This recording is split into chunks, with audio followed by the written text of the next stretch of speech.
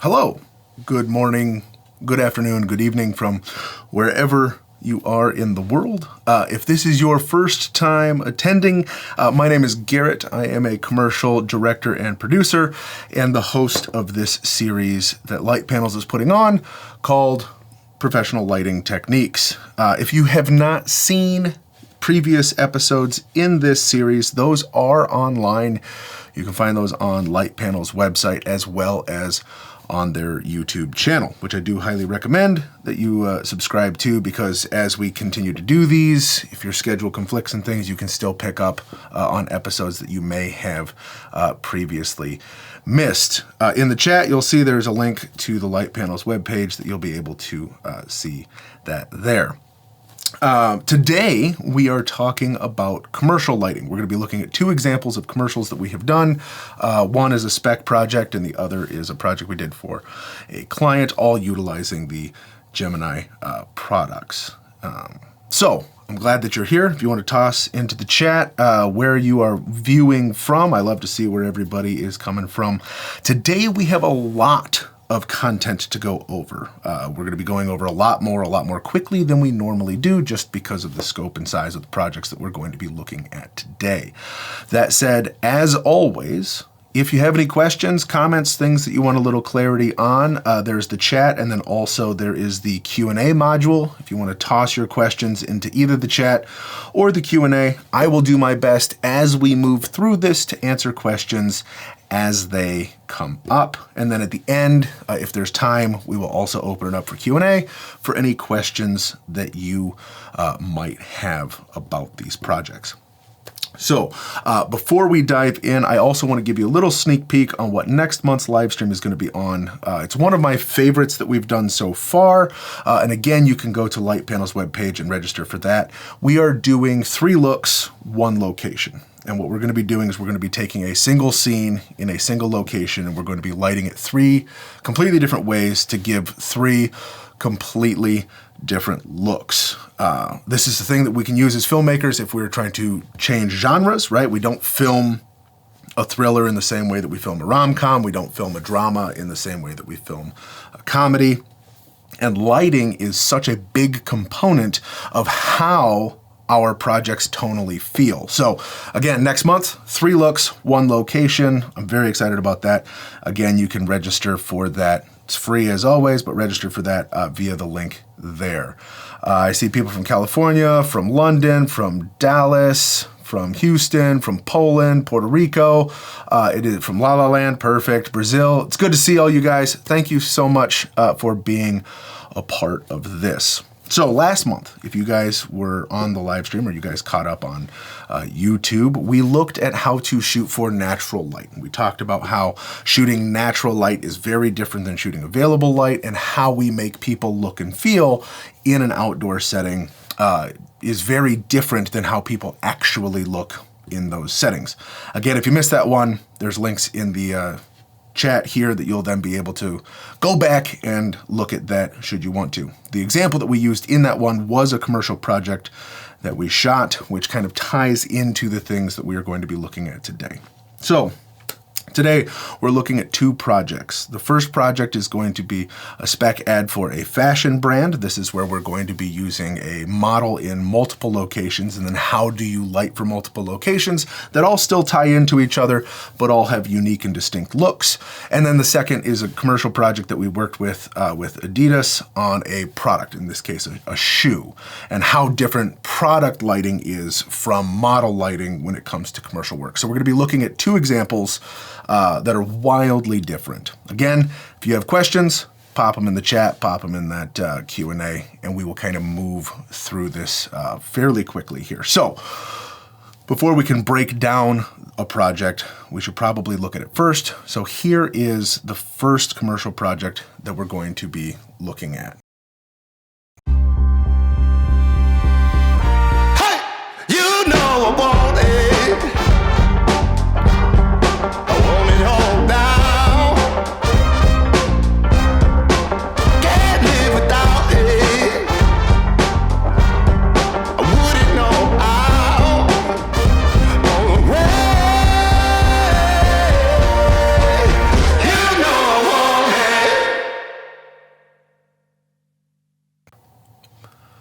Now, Zoom does this wonderful thing where it compresses the video to make it look super crunchy and things, and so obviously I'm assuming that what you guys were looking at, of course, was a little bit over-contrasted, a little dark and that kind of stuff. I don't know if Eric's in the Zoom today, but as always, I'll be posting this along with some BTS stuff on my Instagram, so you can actually see what it's really supposed to look like. You can see the real colors and all of that kind of thing. You can follow me on Instagram. It's just my name. It's at Garrett Sammons. Also, if you have any questions or projects or things that you want to talk about, that's where I'm most active online, so feel free to DM me, chat with me there. But you'll be able to see really kind of what that looks like in the color-corrected version of that there. But for the purposes of today, what we're breaking down is we're going to be breaking down these 5 locations. Okay, so there are 5 locations that we did for this spot, 5 different outfits that we used the model for with different accessories and different fashion kind of styling. A good friend of mine was the model for this, and he provided all of his own wardrobe. He's one of the most stylish people that I have ever known in my life. But what we're going to do is we're going to break down each of these locations by setup. We're going to talk about the fixtures that we used, why we used them, where we placed them to get the looks that we wanted to get. So the first one that we're going to be looking at today is this boiler room, kind of industrial room setup. And for this one, we set up 4 different lights. Our main light, which you can see there, is a 2x1 Gemini in an octo box. On the opposite end, we have a 1x1 Gemini low, 1 high, one's blue, one is white. You can see the low there, the high there, and that's giving us that really harsh background lighting where this octo box in the front is giving us a really nice soft wash through it. The nice thing is all of the Gemini lights, of course, can be powered by battery, which you can see there, which allows us to get 100% power out of our fixtures if we don't have access to mains. So you can see just how different the lighting is from behind to in front, and we can kind of break that down into the behavior of light, which is something that we talk a lot about in this series. One of the things that we really need to work on as filmmakers, cinematographers, gaffing, depending on kind of where you want, is controlling not only the intensity of a light, but the behavior of that light. So sometimes we need the light to be hard, sometimes we need the light to be soft, and that has nothing to do with the intensity of the light. So whether you're using a 1x1 hard like what we have here, or a 1x1 soft, a 2x1 soft, 2x1 hard, whatever, you can actually adjust the behavior of that light in addition to that intensity. So real quick here, to give you kind of a visual breakdown of how this all worked. We had this kind of little L-shaped hallway that we were working with here, which is where most of our action happened. Like this, our talent primarily was set up here. If we're looking at this kind of from the top-down view. We had our octo box, which is a 5-foot octo box by DOP Choice here, which was our main key light. This is what gives us that really, really bright, yet really, really soft light. Kind of behind this HVAC system that's kind of living here, we have 2 1x1s. One is sitting high up here and one is sitting low down here. This high 1x1 that we have is what's giving us that really nice, sharp cut light behind our talent. That's what's giving us our crispy edges. And this low one we had set to blue with our HSI values. And that blue then is what illuminated the floor to keep the floor from kind of falling into darkness, especially behind our subject because they are so heavily front lit. We then, to match this, also put a 2x1 Gemini on the floor down here. No modifiers on that one, and we used the same color that we had on the 1x1 with the 2x1. And this serves kind of 2 purposes. 1, it illuminates the floor, but 2, it also gives us some brightness and some color into kind of that industrial environment that's behind our subject. In the episode where we talked about how to light interviews for documentaries and corporate work, one of the things that we discussed is it's just as important to light your subject as it is to light your environment. If we light our subject but we don't have our environment lit, there's going to be no context for where our people are in place for where we're putting them. So it's not just about lighting our foreground. If that was the case, we would just use the octobox and be done with it, but we need to light the surrounding environment to give context to that. And I'll show you guys, and we can kind of break some of this down here. Pull out the iPad. And then if I switch over here, again, I know we're a little crunchy here on the, oh, Eric, welcome back. I know we're a little crunchy here on the color here for zoom, but if I pinch in here a little bit, I understand we're underexposed, but you can see here that the light that's kind of coming down and hitting from behind, in addition to kind of like hitting inside the back there, is quite hard lighting. And again, we can always tell the style of lighting or the behavior of that lighting by looking at the shadows, and all of the shadows are very defined and very crisp. In contrast to that is our light that's coming from the octobox, which is what's on camera right. And even though that light is brighter, and we can kind of see from an exposure value, right? Obviously what's happening here is brighter than what's happening here. The behavior of that light is quite different. And again, looking to the shadows, we see that we have this really soft roll-off that's happening from our octobox that we wouldn't otherwise have. I know that the face seems a little bit underexposed here.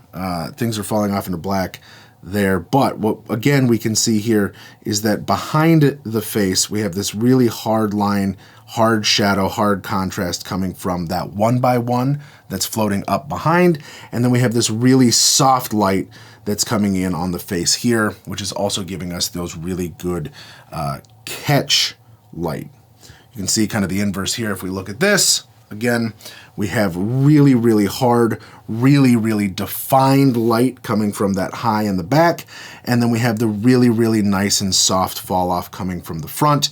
And again, the octobox is creating really, really nice catch lights in the eyes. If we go back to the wide here, you can see the way that the blue plays in is I'm getting some blue that's happening up here. I'm getting some blue hitting kind of in the back of the HVAC there. And I'm also getting blue kind of down here, which is a little hard to see on the zoom there, but all of those pockets are getting hit with that blue. And that blue, again, is to give us that contrast and to give us that context for the world that we're trying to create. If we didn't have all of that, everything would just be kind of falling into nothingness, and we wouldn't really be able to have kind of defined placement for our character. Eric, I don't know if you were here at the top, but again, like always, I know that you asked, so I just want to answer preemptively. The true color grade of this stuff is all going to go on my Instagram later today, so if you want to check that out, that'll be over there on Instagram. So, first location is this boiler room setup. We have 4 fixtures for that. Again, real quick reminder here, we have 2 2x1s. Those 2 2x1s are here and here. This one is in that 5-foot octo box. That octo box is what's giving us that really soft but intense key in our foreground. This is the lower one that's sitting kind of on the floor there. That one is giving us that same match to the blue that we're getting from this 1x1, which is also low near the floor like this, again, to give us context to our background. And then we floated this one up to the ceiling. This one, again, no modifiers on that 1x1, and that's giving us that contrast across the back. It is easier and better to play with, welcome from Abu Dhabi, Omar. It's easier and better to play with mixed light behavior than it is necessarily to play with mixed light color, right? So sometimes you'll hear people working in mixed lighting environments, and that's where they're going to be lighting with daylight and with tungsten, right? Or different ranges within the CCT spectrum.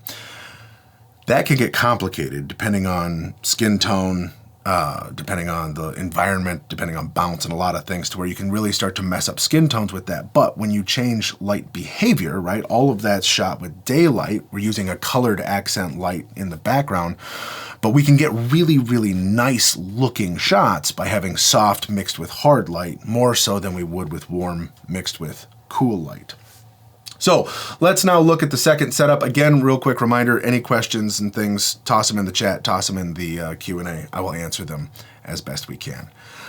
So the next setup that we had was the blue and red mixed color light. Now this is not obviously mixed light, what we're talking about traditionally from a Kelvin table perspective.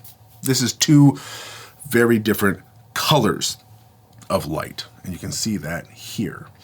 So for this setup, we're in an interior location here, kind of in like an office building setup, and our key light is this 2x1 Gemini that we're floating overhead on this combo stand, and we have that in a 3-foot lantern, which you can see there. And we have the skirt over it, which is giving us a little bit of spill control there. That is our primary light source. Again, something that's battery powered, something that's easy to use. In the other room, we have a 1x1 Gemini. At 1x1 Gemini, again, we're able to play with our HSI values to get different color light in that. And that, again, is just to mix it up. It's just to give us a little splash, which you can see here, right? Our main light is this blue. We're living in this blue, but there are just these little pops of red that come in those chain links and the watch, in the background environment of the hat, right? We're not doing like a true mixed lighting setup where both colors are getting equal screen time, right? Or equal value on screen. This is intended to be a blue light setup, but we wanted to add a little bit of pop with that red that comes through, okay? For that, there's only 2 fixtures. Again, going back to this here, if we're looking at this here, we have our subject. Our subject is sitting in this chair here, right? We have this room that's over here. Directly overhead is our 3-foot octo box. That's, again, that 2x1 Gemini flown overhead with a skirt around a lantern. I'm sorry, lantern, not octo box. And that is then giving us that really soft light that's kind of moving all over our subject, but because we've then thrown a skirt around it, we're not getting that much spill, and it is a very directional source. In this room, we then have a 1x1, which we're using as kind of a bounce/book off of this wall. So we're getting a lot of radiated light coming back from this wall, in addition to some kind of cascading shadows coming from the direct light source there. So this red we've kind of sequestered into the background, and we're just using it as a little splash of fill. I didn't want it to be so much that in like the episode that we already have discussed where lighting a bar, we talked about having that equal value, the pink to blue lighting. That's not what we wanted to do here. But again, using color as a contrast tool in a way where it is a blue light. We're almost trying to make this feel somewhat monotone, but we still want it to give a little bit of draw, give a little bit of pull to it. So we add that red into it. So let's again look at this real quick here. We're going to look at a couple of examples of that here. So if I come here, you can see here that we have this really defined kind of circle here around our subject. That is the skirt from the lantern that is keeping that light really directional. And we're getting some limited spill here on these walls in the background, but not so much so that it is interfering with our lighting. Again, using it as a contrast and context tool, not so much as actually being part of the lighting source. So again, we have this really beautiful kind of top-down lighting that we're playing with here. We're getting really nice kind of shadow play here in the face, to where, again, we're getting a little bit off of the bridge of the nose, off of the shoulders and that kind of thing. But again, keeping the model somewhat obscured. And then obviously you can see here, this is where that red / kind of pink light is coming in. With the 2x1 focused primarily on this wall, it's giving us context in this room, and we're getting a little bit of direct spill kind of coming out, and you can kind of see this here, but it's not so much, again, that it is directly affecting our talent. It's being used as a background element. We come in here, you can kind of see the same thing, right? We're getting a little bit of context here with this red that's coming in and hitting the chair. We can see it a little bit in the shadow values down below, but it is really primarily not interfering with our subject. Our subject is lit in blue, and we're just getting little hints, little pops of that red color coming through. Again, like if we punch in here, really the only place that you see it is if I zoom in, you can see it here in the reflection of the links in the watch. But the rest of this, the watch face, the cuff, the collar, all of this is still living in that blue color. And then same with the hand here, right? Really good contrast. We're getting a little bit of pops here in the backs of the knuckles. But again, we really are using this as a monotone lighting style. So if you want to use monotone lighting, that's great. it is important to make sure that we're still kind of separating and kind of keeping that pop. Like here, if I, this one, there we go. You can see, obviously, background, we get all of that pink, all of that red that's back there. We get a little bit back there behind the ear.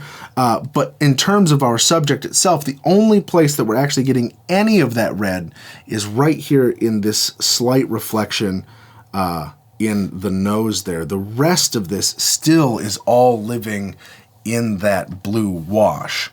So when you're lighting monotone, and whether you're doing it with colored light, whether you're doing it with white light, doesn't matter. The key points here is that make sure that however you end up lighting it, however you end up grading it, making sure that you again still have that separation within the depth of frame there. So first room, boiler room, 4 fixtures. Second room is this monotone lighting, that's 2 fixtures. The next one that we're going to be looking at here is an outside lighting setup. Now, these lights are not the sun. They don't replace the sun. They're not in lieu of the sun.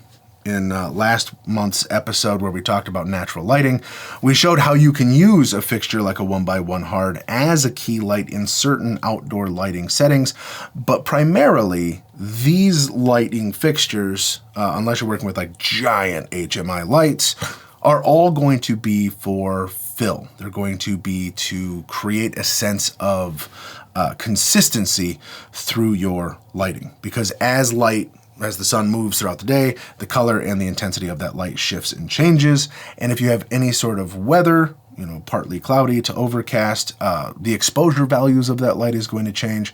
So when we're filming outside, bringing light in to create a sense of consistency within that lighting, even if it's just as a fill, is extremely, extremely important.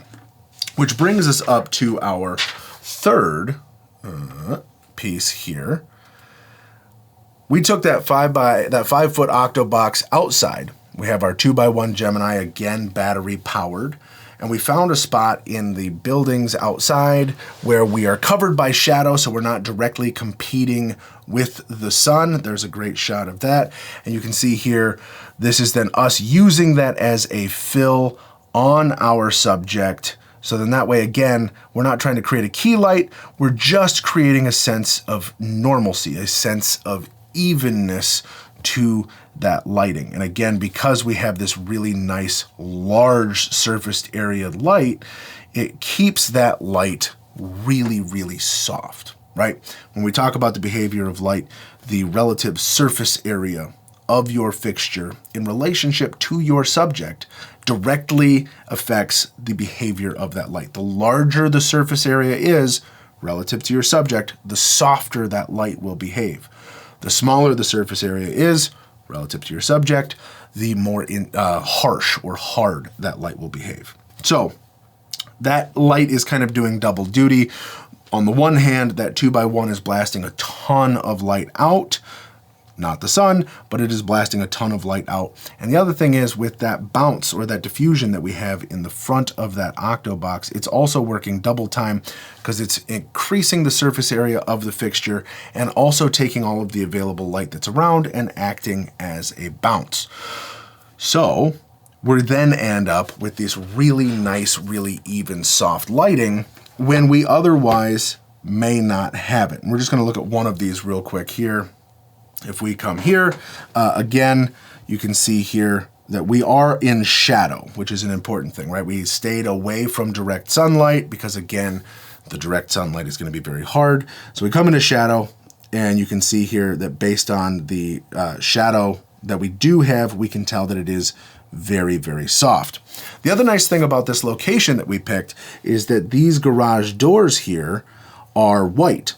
So it's taking all of the available light that we're throwing at it, and it is then in turn bouncing that back onto our subject. So if we zoom in here, even though in this shot it is clear that our light source is coming from this Gemini this way, right? The lighting that we get across the face is still really nice and soft, and that is due in part to the surface area of the source that we're using, which is the 2x1 in that 5-foot octo box, but also with those garage doors bringing that light back onto it. So when you guys are working on finding locations, right? Of course, we need to think about the aesthetic. We need to think about how does that look? How does that work with the brand? How does that look with the overall feel that we're going with?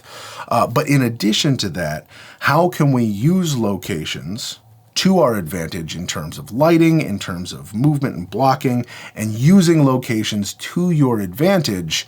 So a great example would be in feature films. You will see a lot of light fixtures, practical lights, a lot of lamps, whether they're table lamps, whether they're floor lamps, whether they're ceiling fixtures, wall fixtures. There's an absurd amount of practical lights in locations in movies, far more so than you would have traditionally in your normal everyday life. The reason they put all of those there is it gives them an excuse within the location to create what we call motivated light. So then that gives them the freedom to light how they want, using the location to their advantage, because nobody's going to question where the lights are coming from because we've created sources within that. So in the way that they're using practicals, we are using environment, and we're using that environment as a bounce to create some of that fill. So for that, we can get really nice, really soft lighting in an outdoor environment with only needing one fixture. In this case, of course, that is that 2x1 Gemini in that Octobox. Okay, so we've gone from 4 fixtures to 2 fixtures to 1 fixture, right? Kind of cascading our way down, but we're still able to get the looks that we want and get a variety of looks, knowing that, of course, we only need the fixtures that we need for any given location. So that goes into larger conversation. If you've been a part of this and hung out with us, we talk often about buying the brightest, most accurate light your budget can afford, because that allows you to modify it however you want to modify it. And that's a great example of why we buy bright lights. Speaking of bright lights, we're now on to location number 4. Location number 4 is this hallway that we're in, this weird kind of industrial CO2 tank hallway thing. So this location, again, if you look at the background, really bright white walls. This makes it really, really easy for us to take a fixture in there and to light it. So for this, we took a 2x1 Gemini and we blasted it against the opposing wall, and you can kind of catch it in the tip of the sunglasses or in his glasses there. We take that 2x1 Gemini and we simply blast it against the opposite wall, using that wall as an increased surface area. So if we come here, right, here's the hallway that we're filming in. Here it's pretty narrow, right? But we're picking kind of which side we want this to be on. And if our talent is going to be kind of over here, facing camera this way, what I would do is I would take my 2x1 Gemini, I'd place it here, and I would blast light against this wall. I may rotate it depending on the exact shot that we're getting, but the more that I rotate it, the more uneven the spread of light is going to be against that wall. So primarily I'm going to keep it straight against the wall, and I'm just going to move it up and down depending on where I need it to be for a given shot. Same with if I move my subject to the other side, I simply flip this around so then that way it's blasting against that wall. Again, the purpose of that is to create a very inconspicuous lighting style. I don't often want my lighting to feel sourcey.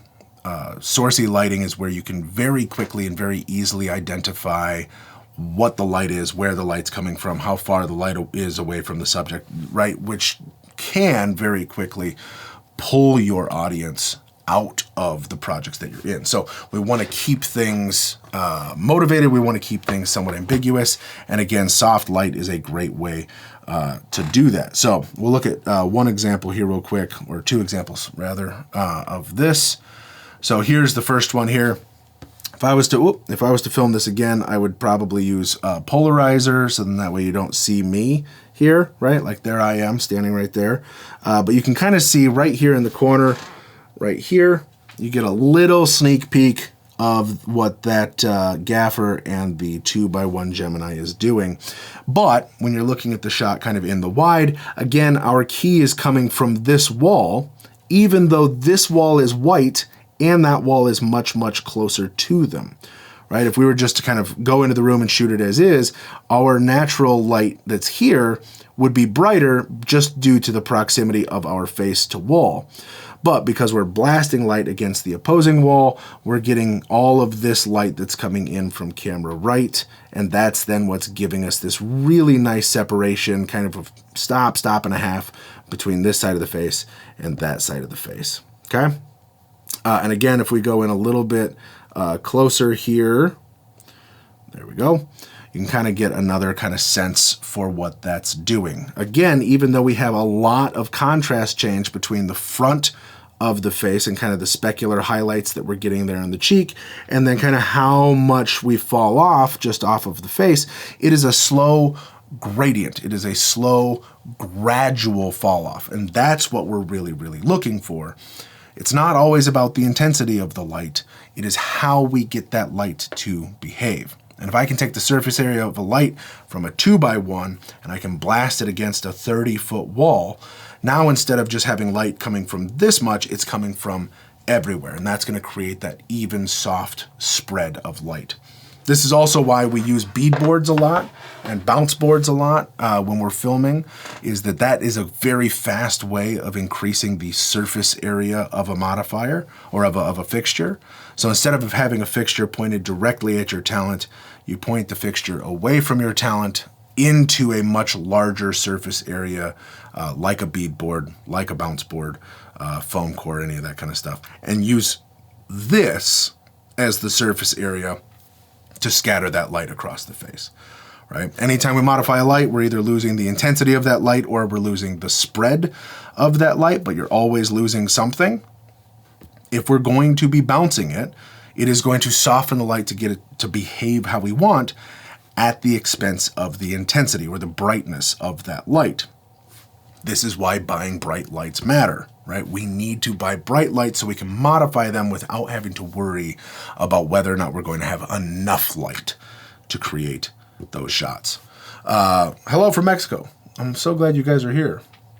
The last setup that I want to look at is the scene that we kind of close the spot out with, and this is the scene that we're shooting outdoors in the woods. The reason why we shot here is because woods and forest and wooded areas have what we would call stippled light, right? It is light that is shining through the forest, so by the time it hits the forest floor, you're getting a lot of bright areas, you're getting a lot of dark areas, and they're very, very uneven due to the leaves and the branches and all of the things that we're shooting through as we get from one end of the light source to the other end, which would be the forest floor. This is where consistency is super, super important, right? So again, with stippled light, as people move through it, there's going to be shaded areas, there's going to be bright areas, it's going to be very, very uneven.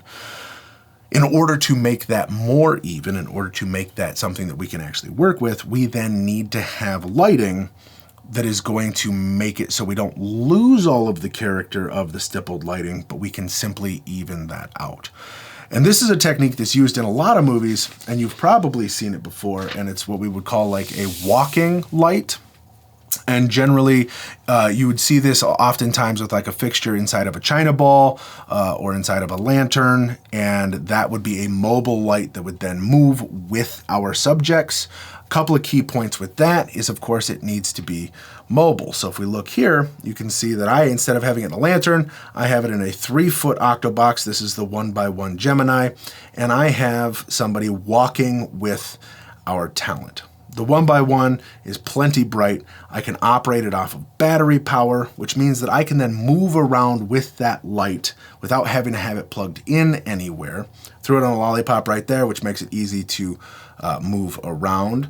So here you can see here, the light, even with the modifier on it, is light enough that I'm then able to get the light looks that I want out of it, which is then what's going to create kind of this overall look here, which really kind of gives us the emotion and the tone that we're looking for when filming outside without having all of the difficulties of the inconsistency of light. So real quick here, we're just going to kind of break down that fixture real quick. So we have the 1x1, and then I have that in an octobox. This is a 3-foot octobox. And that, of course, then more than triples the surface area of my light fixture. It also changes the shape of that light. The reason we didn't use a lantern for this one is because, of course, we're shooting during the day, so there already is enough light to play with that I don't mind if it's a little bit more directional, because this is acting as a fill. If we were filming at night and we wanted it to still feel like we're out in the woods and we wanted to make our source more ambiguous, throwing it in a lantern or throwing it in a china ball would be a great way of, again, getting more spread of that light to be kind of more 360 than it is kind of right now, which is a little bit more like 120. But for what we're doing, that's what we want. And then the 1x1 is powered off of a battery pack. Again, standard V-mount, gold mount batteries, and then we throw that onto, in this case, a C-stand arm, and then that is able to then be looped into a belt. It's able to just be handheld. It's able to just be used as a stand for when you're not wanting to hold that light. But the 1x1 Gemini is so light that carrying it is easy. So we're able to do our walk and talks, and in this case, just kind of walk and dance, while still keeping a very even and kind of consistent lighting. The other thing that I really liked with the Octobox here on this one, and I'll pull it up here so we can see here, is I really liked the way that it added this glare in the sunglasses. I liked the shape of it. I liked the look of it. It helped kind of bring that the eyes to life, even though, of course, we're not seeing the eyes in these sunglasses. But this is a great example of what stippled light looks like, right? So we can see in the background, right, through the bokeh of the lens, we can see just how uneven all of this light is on both sides, right? There are patches where it's more sunny. There's patches where there are more foliage. So instead of having to compete with that by bringing in our Octobox, you can see here that our key light is coming from the Octobox side, and that then over here, all of this natural light is coming in just being used as a fill. But the brightest source in this shot, even though we're outside, is using this walking light as the key across the face. And you can see it here too, right? So now, of course, we don't have the glare in the reflections here, but we do have this really nice key light that's kind of coming across the face here that we can see in these specular highlights, where the light that's coming in as the fill and the light that's kind of hitting the back of the top of the hat, you can see that we do have this stippling that's already happening where parts of it are darker and parts of it are lighter. So again, here's the wide shot, but I'm still getting that reflection in the eyeballs, right? I'm still seeing that Octobox come through, and I'm pinching in farther than the resolution allows me. But you can see that there, and you can see that our key light is still coming from this side. And then what we're having here is our fill. But look at this. See how the shoulder is so much darker than the kneecap and the cuff of the sleeve there? That's because we're in this stippled lighting. This lighting over here is super, super uneven. And if we just decided to go out into the woods and we're just going to shoot a thing without evening that light out, we're going to be in a world of hurt, because some shots are going to be underexposed, some shots are going to be overexposed, some parts of our talent's face are going to be underexposed, while other parts of the face are going to either be on or over. So when we're filming outdoors, and you can go look at last week's episode because we talked about natural light, consistency, creating a sense of even, consistent lighting when filming outside is always super, super important. Whether it's a walking light like what we had there, or if it's the 2x1 or the 5-foot Octobox that we put in that kind of industrial outdoor area acting as more of a fill. Doesn't matter either way. Consistency is always, always key. John says, is that a cooling fan we see on the back of the fixture behind you? Yes. Is it a low volume or a low noise fan? Are there any light panels fixtures that you can use that may require acoustic considerations? Yes, this is an active fan that's back here. I have never once heard it. Generally, I just leave it on auto and it kicks on when it needs to kick on and kicks off when it needs to kick off. The nice thing ergonomically about this light, and it's true of all of the Gemini fixtures, is that the actual, and I don't know if I can rotate this enough to where you can see it here, but the entire back of the panel itself, I don't think you can catch that in that shot. The entire back of the panel is a heat sink. So even though we do have an active fan to cool the light, the fact that it's actually engineered with a giant heat sink on the back of the entire panel keeps the light cool enough that I have never once heard it. You do have some fan control in the menu settings, so if you wanted to, you can kind of go into your menu settings and adjust that should you need to. So fan settings here, I can have fan on, off, delayed, on at max, DMX controlled. I have all of that should I want to. But that said, I have filmed interviews with librarians and libraries use these as the lights, and I've still never once have heard it. The active noise or the active fan is really nice to have from a cooling standpoint, but it's never been an issue for me.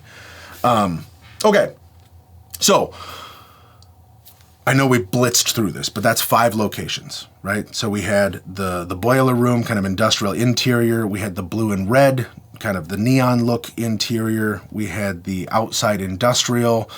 We had that hallway with the white walls. And then, of course, we had the forest. So 5 very different setups, 5 very different lighting requirements. Some of them used 1 fixture, some of them used 4. It's not about using the same type of light for everything, right? We don't need 4 fixtures for every single one of those setups. It's using the right light for the right purpose. And the nice thing with these lights is that we can modify these, whether they're on light modifiers or off light modifiers, quite easily and quite quickly.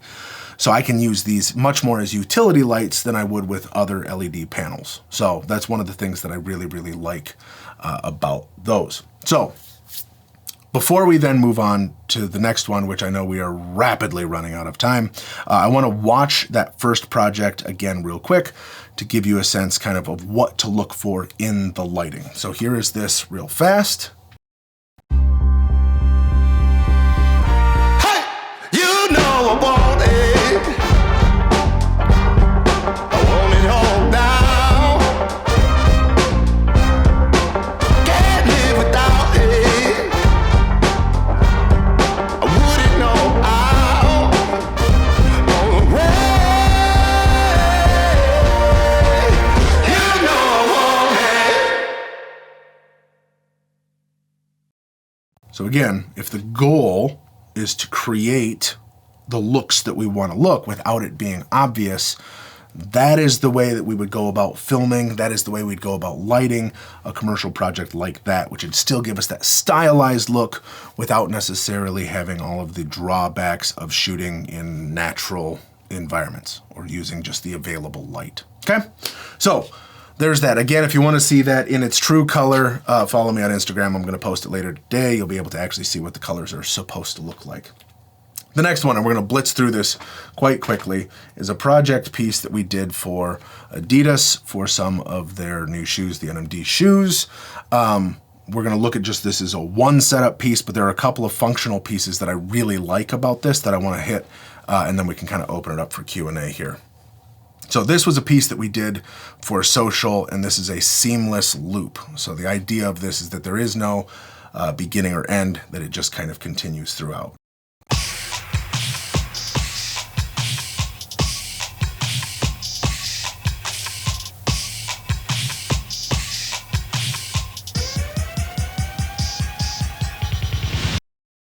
So, playing with this idea of kind of this retro neon 90s throwback kind of look to it. So we were playing off of the idea of like the DVD screensavers where it kind of bounces around the screen in these really, really bright colors. The setup for this was simple, but was able to do a lot. So the setup here that we used was we put the shoe on a disco ball spinner to get it to kind of get that move that we're looking for on camera. But we were able to put in the Bluetooth dongles, and these are available where you can get them for the 2x1s or the 1x1s, which then gives me color control directly on my phone. So I could sit there and I could program color shifts to happen on camera. So as I'm making these moves and as I'm changing the look and feel of how I want things to happen, I can do that all the way that, it just naturally feels. And the cool part about that is that the background that we filmed on was a white paper sheet. I don't know if there's audio on this one here, but I'll mute it in case there is. But we were filming this on a white paper backdrop. So all of the color that you're seeing come through on this one is all just the Gemini color that's coming in and bouncing off of that light. So from a lighting setup perspective, we had the shoe in the middle, right? So that's kind of our piece here. We put a beadboard underneath it, a 4x8 beadboard underneath it, and that was to then bounce light back up onto the shoe from underneath. So the beadboard is underneath. Above it, again, we had that 3-foot lantern, I apologize. The 3-foot lantern was above that, again, skirted, so that way we weren't getting too much spill onto our background. And then on our backdrop here, which is that white sheet, I had a 2x1 Gemini underneath. I had a 1x1 Gemini at eye level and a 1x1 Gemini at eye level. And these 3 lights, a low and 2 eye level lights, were able to kind of give me enough variation that I could just plug in different colors of light and it would give me a nice gradient across this background. So we had a 2x1 overhead in the 3-foot lantern. We had a 1x1 here, or here and here, and the 2x1 here, all kind of blasting that light there. I did put barn doors on this low Gemini, so that way, again, kind of controlling spill of what might be coming back up. And then I used a nice big flag over here to block any ambient light from the room from kind of coming onto our shoe. So, single source for that, but gives us that nice top down. And then all of the rest of the move that we did on camera was just the spin that you saw, right? So it's just this rotation that we used with that disco ball spinner, which is like $11 on Amazon. But we were filming this on the Red Komodo, which means that we could film it in 6K, even though the final deliverable would only be in 1080, right? It's only standard def, and we were using it in a variety of aspect ratios. So we needed something to be wide, something to be tall, something to be 4x5. And so all of the rest of that move where we're kind of coming in and doing all of the rotation stuff, that's all done keyframing in After Effects. So we programmed the gradients with the phone using the Bluetooth dongles in the lights. I could plug in the exact color that I want. I could have the shoe spin. I would then be able to go through, change the colors as I would need to. That would give me my final plate, drop that in After Effects, and then I can add all of my rotation, all of my zoom in, pull out all of that stuff because we had so much more resolution than we needed in the final. And then you spread on some sprinkly bits and you end up with this.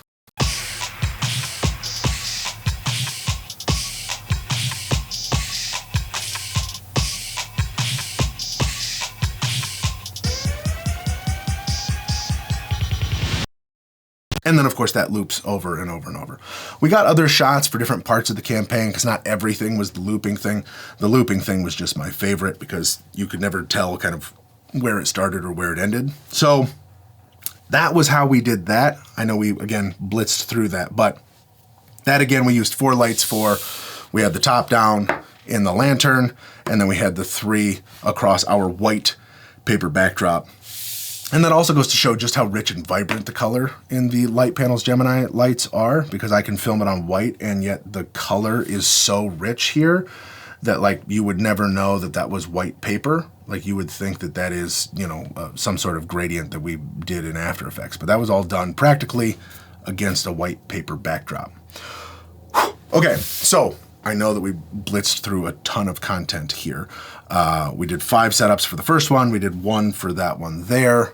We have just a couple of minutes here before the end of today's episode. I want to open this up to Q&A. If there are things that you guys want to talk about, things that you guys have questions about, whether it's process stuff, whether it's lighting stuff for your own projects, whether it's stuff for that's fixture specific, I want to open this up to you guys. Again, quick reminder, next month's is going to be my favorite thus far, and it is 3 looks, 1 location. So we're taking 1 look, or 1 location rather, and we're lighting it 3 different ways to create 3 different film looks. So then that way you can kind of see how much lighting plays into how a scene actually feels. Daniel, yes. So for the Adidas piece, the camera was locked off on sticks the whole time. We figured out, so with the small HD monitors, you can do different aspect ratio overlays. So we figured out how far away we needed to be to still get enough screen real estate to shoot in 9x16, 16x9, 4:5, and 1:1. Threw those overlays on, backed the camera up to where it needed to be, kept it on sticks, had it spinning, and then just punched record. We had probably about 40 seconds of spinning. I think we had it spin like 6 times. And then that then gave us all of the necessary footage that we needed to do all of the spinning and stuff. There is a tutorial on my YouTube channel for a process that we used for this. It was for a different project, but it was the same idea.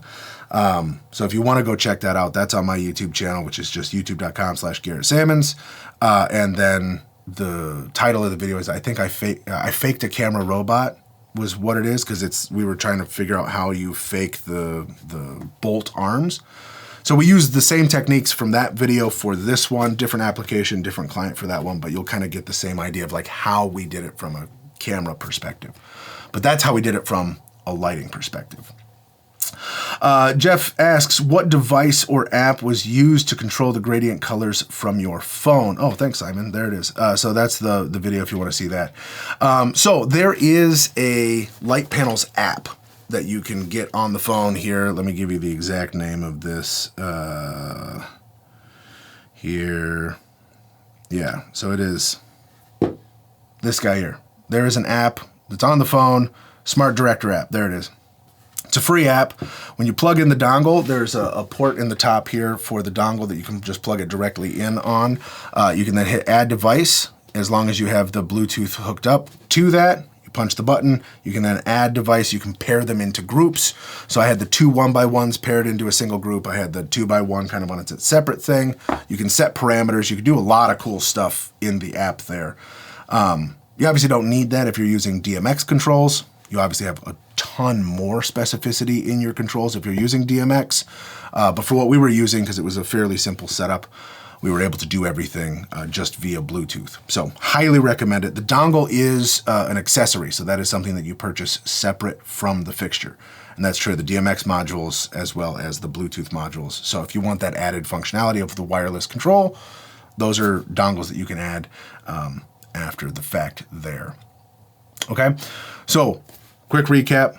Buy the brightest, most accurate lights your budget can afford. Accurate light is just as important as bright light. The light panels, Gemini lights, and the Astra lights are all extremely bright and extremely accurate lights. If the RGBWW, if the color control is not as important to you and you just need really bright fixtures for traditional lighting, the Astra line of lights is a great series of lights. So if you don't have the budget for a Gemini, you could probably swing for an Astra, and that's going to be a great way to start building out your kit with a light that's extremely easy to modify, extremely easy to control, and extremely bright to use.